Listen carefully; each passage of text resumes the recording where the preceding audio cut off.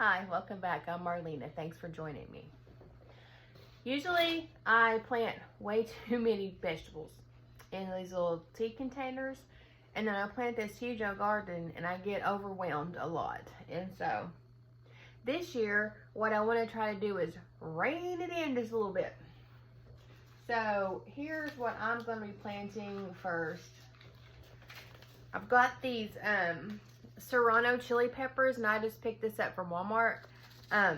These Serranos are really good. I had them this winter. I bought some from the grocery store, and they're hot and they are citrusy, like fruity. I love these. I just was mesmerized by the flavor, and I thought, well, I'll give those a try.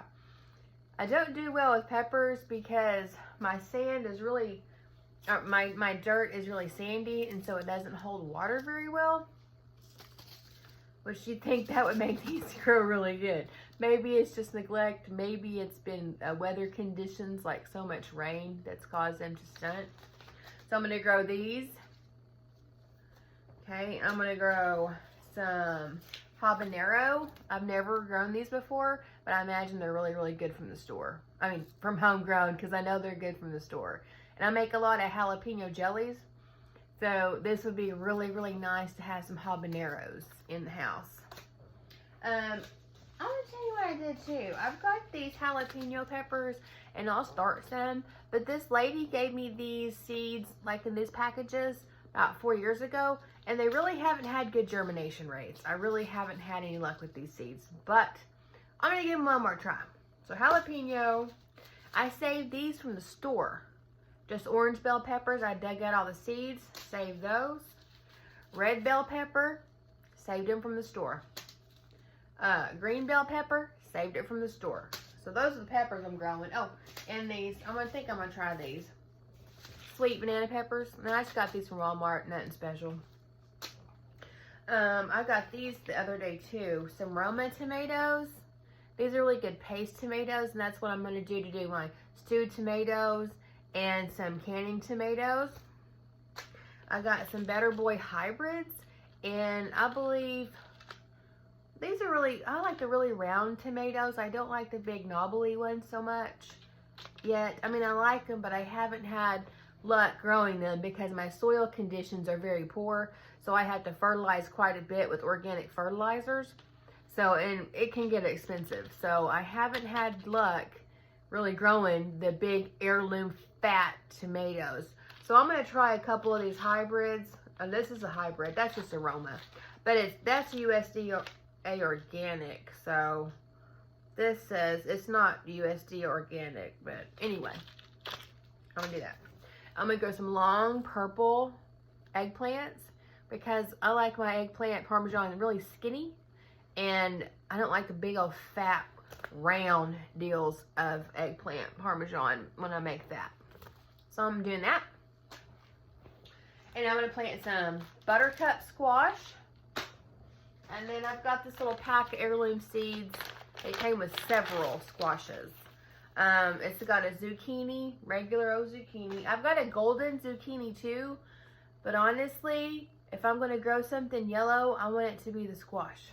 So, yellow crookneck squash, which I don't like crookneck squash. I like a long skinny squash, so I don't feel like I'm getting beat out of my squash. Delicata, these are a little weird. Oh, there's some that is, oh no. This happens sometimes. There's seeds loose in there. Good luck figuring out which one they were. Anyway. Delicata, these are kind of a cross between a winter squash and a summer squash. They grew small, and I guess they weren't ripe when I picked them. They were pretty hard. They say that they get softer as they get bigger, I guess. I don't know. Perfect for cooking and stuffing. You can harvest when the cream-colored skin starts to develop dark green stripes. So these are really cool looking. They're about yay long, you know, about that big around. They're not long and skinny. They're kind of medium sized and round, kind of chunky. They're kind of cool.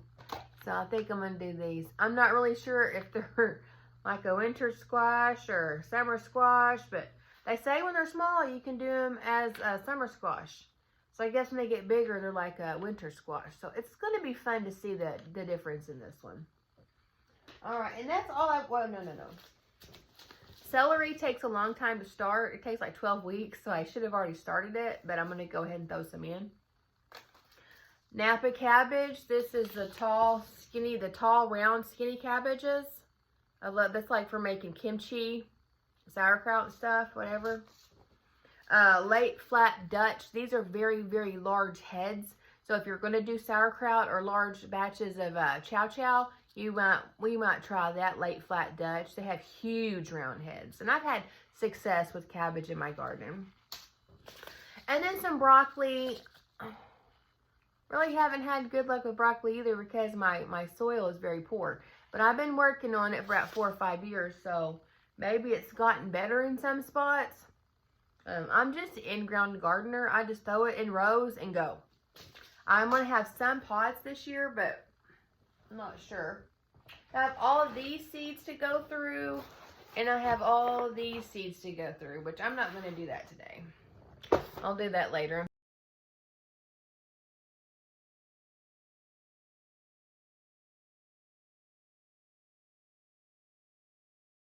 Okay, so I finished my first tray. I think I'll probably do 3 trays this year. This tray right here has 12 varieties in it, and each variety has at least 6 plants. I double seeded some of them except the squash, and then I did label it with just a Sharpie and a little what is it called? Oh my gosh, a label. Okay, but the thing about that is you have to be careful watering them then, because you don't want to get your label wet. So it's a trick. And at first when you're watering, you want it pretty wet because this soil just came right out of the bag and it's pretty dry. So it's a little hydrophobic maybe. It doesn't collect up water like it should. So I'm going to have to keep an eye on it the next couple of days to make sure my little seeds have enough water. But I labeled it like that. You know, over the years, I have just did big old trays, like a whole tray like this of tomatoes. Okay, and the thing about that is, you can't give them away. Like, people don't want them. You can't sell them, or I can't. I don't have a lot of friends here in Bristow, so there's no one to take the plants. So I end up with more plants, and I end up not being able to use them, throwing them away. They get burnt by the freeze because I'm having so much to take in and out once it starts warming up when I'm hardening off the plants. I'm going to take them out there and give them some sunlight every day, incrementally more sunlight each day until I can, until I can plant them. So if I'm having to take, what, 10 containers out every day, there's a high chance I'm going to get tired of it because that's just too much work. So I simplified it down to probably 3 trays, and that would be 36 different types of plants this year, which that's quite a bit. And that's not including probably, you know, what I'm going to direct sow, like okra, beets, turnips, radishes. So I'll have anywhere between 40 and 50 varieties this year. Whew, that sounds overwhelming to me, but I've got a lot of garden space out there. My issue right now is trying to find a way to keep the deer out and the dogs out. My neighbors have dogs, and they'll run around here sometimes, and then we had 3 stray dogs come through last year that totally wrecked my corn. They ate 30 of my chickens because my chickens free-ranged. So it was catastrophic.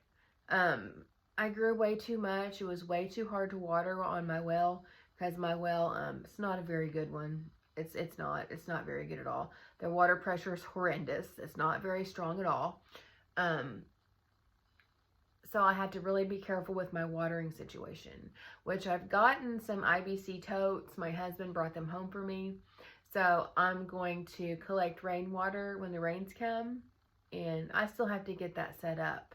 But my garden is like on a hill. So like when I get the IBC tote set up the hill, all I have to do is latch on with the garden hose and run it down to my garden. So I thought about putting one on a trailer with like, you know, so I could run it around the gardens. But I really don't have a lot of space out there that would warrant it being put on a trailer. So we'll just see what the spring holds, and